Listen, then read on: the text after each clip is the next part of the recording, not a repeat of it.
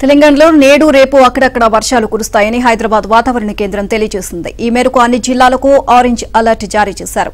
అన్ని జిల్లాలు ఉరుములు మెరుపులతో పాటు గంటకు 40 నుంచి 50 కిలోమీటర్ల వేగంతో వీచే ఈదురుగాలులతో కూడిన తేలికపాటి నుంచి మోస్తరు వర్షాలు కురిసే అవకాశం ఉంది అని వాతావరణ శాఖ వెల్లడించింది.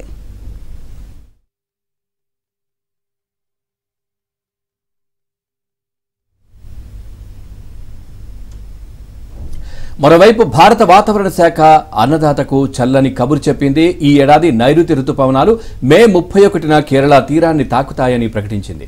సాధారణంగా నైరుతి రుతుపవనాలు జూన్ 1న కేరళకు వస్తాయి. అయితే ఈ ఏడాది ఒకరోజు ముందుగా రానున్నాయని ఐఎండీ డైరెక్టర్ తెలిపారు.